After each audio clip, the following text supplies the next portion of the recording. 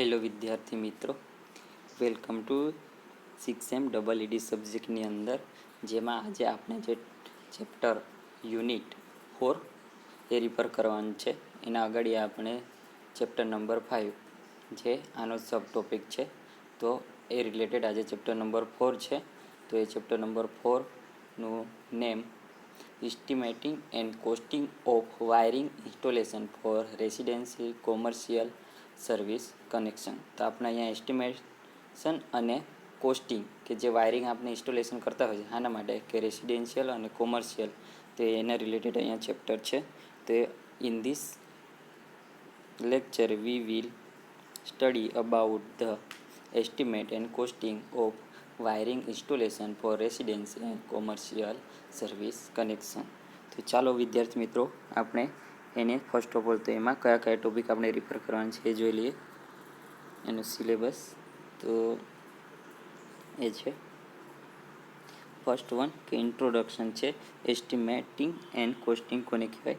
એના પછી કે general rules and guidelines for internal wiring estimation, અને પછી એનો વાયરિંગ ઇલેક્ટ્રિકલ ડાયાગ્રામ, અને પછી general and conventional symbol use in electrical circuit and installation માટે. અને એના પછી એના રિલેટેડ આપણે એક્ઝામ્પલ જે આપણે અગાડીને જે ચારે ટોપિક રિફર કરીશું અને એનું કમ્બાઈન કરીને પછી એક્ઝામ્પલ આવશે, તો વારા પરથી આપણે એક એક ટોપિક સમજીએ. તો ફર્સ્ટ છે જે તો first one introduction to estimating and costing. તો ફર્સ્ટ વન કે એસ્ટિમેટિંગ અને કોસ્ટિંગ કોને કહેવાય. તો estimating is an art by which we can determine and assess the quantity of various item and material required. કે એસ્ટિમેટિંગ એને ગુજરાતી શું કહેવાય કે અનુમાન. કે જ્યારે આપણે વાયરિંગ કરતા હશે તો એમાં આપણે શું કરવાનું કે અનુમાન કરવાનું કે એમાં આપણને કઈ કઈ ક્વોન્ટિટી જોઈશે અને કયા કયા મટીરિયલ જોઈશે એનું અનુમાન કરવું, એને જ એસ્ટિમેશન કહેવાય. એમાં એસ્ટિમેટ આપણે મટીરિયલનું કરી લીધું, પછીથી કોસ્ટ પણ એમાં આવી શકે. તો cost involve and the time of taken executing the electric project and job. જે આપણે ઇલેક્ટ્રિક પ્રોજેક્ટ લેતા હશે તો એમાં આપણે શું લેવું કે આઇટમનું એસ્ટિમેટ કરવાનું પડશે, એમાં કેટલો કોસ્ટ હશે ઇન્વોલ્વ અને કેટલો ટાઈમ લેતો હશે એ આપણે આ પ્રોજેક્ટની અંદર ડિસ્કસ કરીએ. અને એ ડિસ્કસ કર્યા બાદ આપણે એનું અનુમાન લગાવવાનું, એને એ લોકો એસ્ટિમેટ અહીંયા દર્શાવ્યું છે. કે એસ્ટિમેટ કોને કહેવાય તો અનુમાન કરવું, કે જે વસ્તુ આપણે આગળ જતાં કરવાના છે પણ એનું આપણે પહેલાંથી પ્લાનિંગ કરીએ અને આટલી વસ્તુ એમાં જોશે કે આટલો ટાઈમ જશે ને આટલી મની જોશે, તો એને જ એસ્ટિમેટ અને કોસ્ટિંગ કહેવાય. એના માટે second, the role of estimator is related various aspect. કે આ જે એસ્ટિમેટર છે કે આપણે પ્રોજેક્ટ લીડ કરીશું કોઈ હોય તો એના જુદા જુદા પર્પઝ હોય છે. તો એ અહીંયા છે તે કયા કયા હોઈ શકે. તો ફર્સ્ટ વન કે estimate the quantity item and cost involve. કે એસ્ટિમેટર હશે તે શું કરશે કે એસ્ટિમેટ કરશે કોને તો ક્વોન્ટિટી ઓફ આઇટમ, કે જે આપણે ક્વોન્ટિટી છે આઇટમ મટીરિયલ વાપરશે એની ક્વોન્ટિટી, અને એમાં પાછી એની કોસ્ટ. પછીથી કોસ્ટ એનાલિસિસ કરશે, પછી પ્રોપર એકાઉન્ટિંગ છે અને પ્રોવિઝન ઓફ સીલિંગ કે સેલિંગ એડ. તો આટલા એસ્ટિમેટર હશે તો આ વેરિયસ અસ્પેક્ટ એમાં રહે. કે જે એસ્ટિમેટર હશે તે કયો કયો જોશે તો એક તો ક્વોન્ટિટી છે આઇટમ્સની, પછી કોસ્ટ છે, પછી કોસ્ટ એનાલિસિસ કરશે, પછી પ્રોપર એકાઉન્ટિંગ કરશે અને પછી સીલિંગ એડ. અને પછી હવે એ તો થઈ ગયું, હવે એ રોલ થઈ ગયો. હવે એનું પર્પઝ શું છે એ જોઈએ. તો purpose of estimating and costing.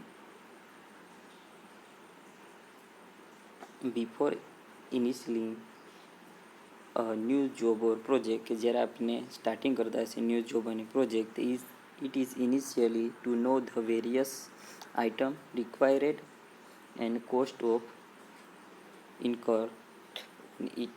કે જ્યારે આપણે નવો પ્રોજેક્ટ સ્ટાર્ટ કરતા હશે તો આપણે ઇનિશિયલી શું જાણતા હોય છે કે એમાં કયા કયા આઇટમ વપરાશે અને એની કોસ્ટ કઈ હશે, એ આપણે શરૂઆતમાં ઇનિશિયલી કે ફર્સ્ટ સ્ટેપ એ આપણને ખબર રહેવું જોઈએ.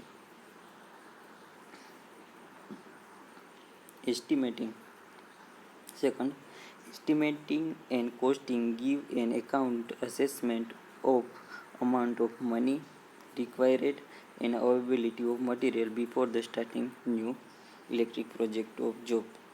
બીજું એનું પર્પઝ કોઈ છે કે એસ્ટિમેટ આપણે શું આવશે કે એક્યુરેટ, એટલે એની નજીકમાં એકદમ નજીકમાં એવું કે કેટલો એમાં મની રોકાશે અને જે મટીરિયલ છે એ આપણને એમાં કેટલું મટીરિયલ જોશે એનું અનુમાન આપણને જે એસ્ટિમેટિંગ અને કોસ્ટિંગ છે એ કરી આપશે. પછી થર્ડ,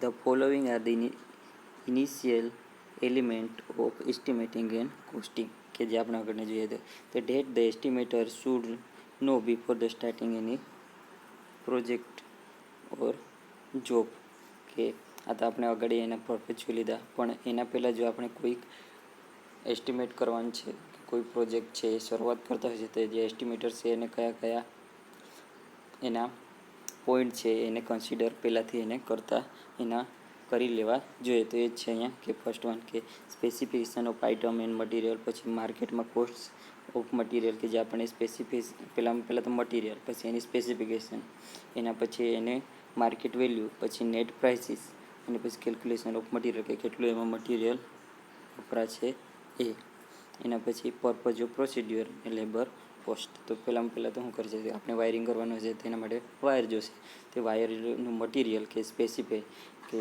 એમએમમાં આવે તો એ વાયર કેટલું એમએમનું જોશે, કેટલો મીટર લાંબો જોશે, પછી એમાં એની માર્કેટમાં વેલ્યુ છે એ કેટલી છે, અને પછી એ માર્કેટમાં વેલ્યુ કર્યા પછી આપણે નેટ પ્રાઇસીસ કેટલું, અને પછી કેલ્ક્યુલેશન કરશું કે ટોટલ કેટલો મટીરિયલ મળ્યો, અને પછી પરચેઝ પ્રોસિડ્યુર કે આપણે પરચેઝ એની પ્રોસિડ્યુર, અને પછી લેબર કોસ્ટ. પછી આપણે પોતે એસ્ટિમેટ કરીશું પણ એને જ્યારે વાયરિંગ કનેક્શન કરવાનું છે તેના માટે આપણે શું જોઈશે, મજદૂર જોશે, તે જે લેબર હશે એ તેની માટેની કોસ્ટ. તો જ્યારે એસ્ટિમેટર હોય આપણે પોતે તો પહેલાં આ બધા આપણના મનમાં પહેલાંથી ફિક્સ રહેવું જોઈએ કે મારે આ કામ કરવું છે કે આ વાયરિંગ કરવું છે તો આટલા પોઈન્ટ છે કે 6 પોઈન્ટ છે આપણા માઇન્ડમાં રહેવા જોઈએ. એના પછી કે હવે આપણે એસ્ટિમેટિંગ કોને કહેવાય, એને પર્પઝ કહે છે, અને એસ્ટિમેટરે જે એસ્ટિમેટર હોય તો કયા કયા પોઈન્ટ મગજમાં ખ્યાલ રહેવો જોઈએ એ. અને એના પછી સેકન્ડ ટોપિક છે, હવે બધું થઈ ગયું કે આટલું મટીરિયલ જોતું છે, આટલી કોસ્ટ છે, પણ હવે પછી આપણે વાયરિંગ એપ્લાય કરવાનું છે તેના માટે પણ કેટલાક આપણે જે ઇન્ડિયન સ્ટાન્ડર્ડ છે એના પ્રમાણે રૂલ એન્ડ રેગ્યુલેશન આપેલા છે તો એ જોઈએ, જે અહીંયા આપણી સેકન્ડ થિયરી છે એના રિલેટેડ છે. તે general rules and guidelines for internal wiring estimation, કે જ્યારે આપણે ઇન્ટરનલ વાયરિંગ સિસ્ટમનું એસ્ટિમેશન કરતા હોય તેમાં આપણે કયા કયા રૂલ એન્ડ ગાઈડલાઇન્સ જોવા પડે તો એ અહીંયા આપેલા છે. For estimation of internal wiring it is necessary for the estimator to know, કે જે એસ્ટિમેટર છે એને આટલા રૂલ રેગ્યુલેશન એને જાણકાર હોવા જોઈએ. તો general rule of the following internal wiring, the estimator should study internal wiring rule establish by the BIS bureau of Indian standard, કે જ્યારે ઇન્ટરનલ વાયરિંગ આપણી સિસ્ટમ કરતો હશે તો જે એસ્ટિમેટર છે એને એટલા જે નીચે આપેલા છે એને રૂલ એન્ડ રેગ્યુલેશન ગાઈડલાઇન્સ એને ખબર એવી જોઈએ કે જે કોઈ આપેલા છે કે તો BIS bureau of Indian standard. એ જોઈએ હવે નીચે આપેલા છે. ફર્સ્ટ, અકોર્ડિંગ ટુ IS કે Indian standard, the total lighting load in sub circuit should not be more than 800 watt or 10 points, કે જ્યારે આપણે ટોટલ લાઇટિંગ લોડ લેતા હશે ત્યારે સબ સર્કિટ હશે તો એમાં કેટલું 800 વોટ કરતાં વધુ ના જોઈએ અને 10 પોઈન્ટ કરતાં વધારે ના જોઈએ, વિચ ઇઝ લેસ, કાં તો એના કરતાં ઓછા રહેવા જોઈએ. જે ફર્સ્ટ ટોપિક છે લાઇટિંગ લોડ માટે. પછી second, according to IS 4648, the load on each power sub circuit should not be more than 3000 watts, 3000 watt. According to IS 4548, જે લોડ છે જે સબ સર્કિટ પાવરની છે તેમાં જે આપણે વોટ પાવર વાપરવાનું છે 3000 કરતાં વધારે ના હોય છે. In case more than 2 socket outlet are to be one power sub circuit, in no case more than the 2 socket outlet are to be in one sub circuit, કે જે વન સર્કિટ હશે એમાં 2 સોકેટ આઉટલેટ રહેવા ના જોઈએ. અને જ્યારે આપણે પાવર લોડ માટેની સબ સર્કિટ જોતા હશે તો એમાં 3000 કરતાં વધારે વોલ્ટ ના હોવો જોઈએ. એ થર્ડ વન.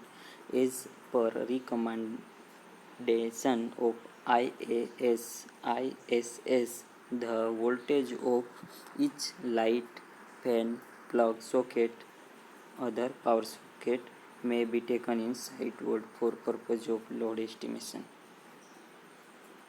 જ્યારે આપણે લોડ એસ્ટિમેશન કરતા હશું ત્યારે જે વોલ્ટેજ છે રેટિંગ લાઇટિંગ, ફેન અને પ્લગ સોકેટની કેટલી લેવામાં આવે તો 60 વોલ્ટ લેવામાં આવે.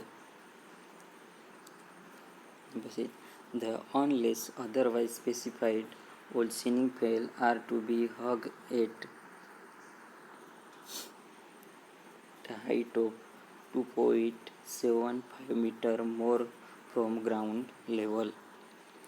કે જ્યારે આપણને એના સ્પેસિફાય આપણે જોઈ લીધા કે સબ સર્કિટમાં કેટલો 800 વોલ્ટ કરતાં ના વધવું જોઈએ અને પાવર સર્કિટ હશે તેમાં કેટલી સબ સર્કિટમાં 3000 કરતાં ના વધવું જોઈએ અને પછીથી એના પછી જે આપણે લાઇટિંગના લોડ છે એના માટે રેટિંગ કેટલી 60 કરતાં વધવી કે એ લેવામાં આવે. એના પછી હવે હું એ બધા લઈ લીધા. હવે પછી એને લટકાવવાનો છે. તે કેટલે લટકાવવાનો છે? આ ફોર્થ પોઈન્ટને એમાં અંદર એવું છે કે જ્યારે ફેન છે ceiling fan all are to be hang at the height of 2.75 metre એટલે 2.75 મીટર ગ્રાઉન્ડ લેવલથી ઉપર હોવી જોઈએ. એના પછી fifth one, the light point should be 2.5 metre from the ground level. કે જે ગ્રાઉન્ડ લેવલથી લાઇટિંગ આપણે મૂકતા હશે તો એ કેટલી રહેવી જોઈએ કે 2.5 મીટર ગ્રાઉન્ડ ફ્લોરથી રહેવી જોઈએ.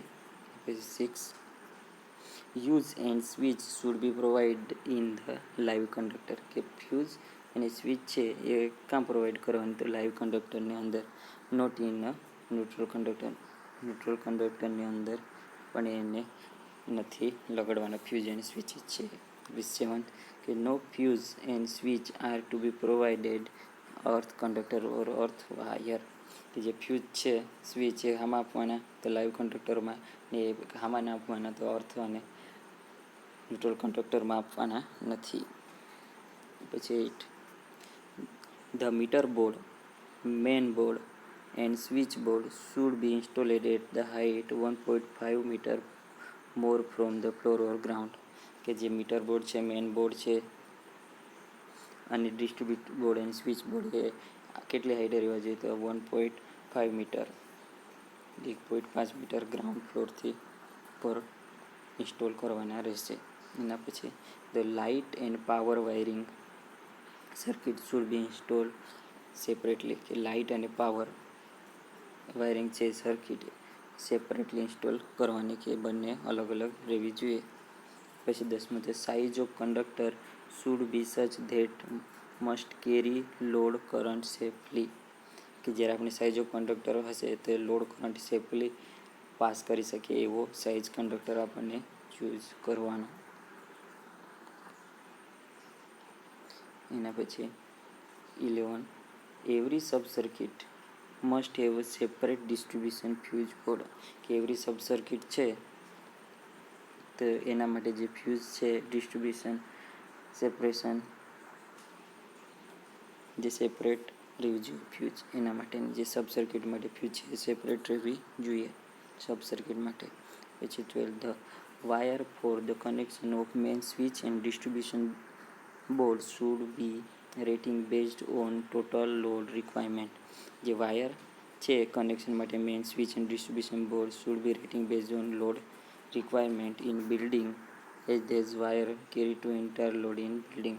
કે જે ટોટલ લોડ છે એ કેરી કરી શકે એવું વાયર આપણે કનેક્શન છે તો મેઇન સ્વિચ અને ડિસ્ટ્રીબ્યુશન માટે લેતા પહેલાં એની રેટિંગ હોવી જોઈએ. તો એ જ કીધું છે કે the wire for connection to main switch and distribution board should be rating base on the total required load in building.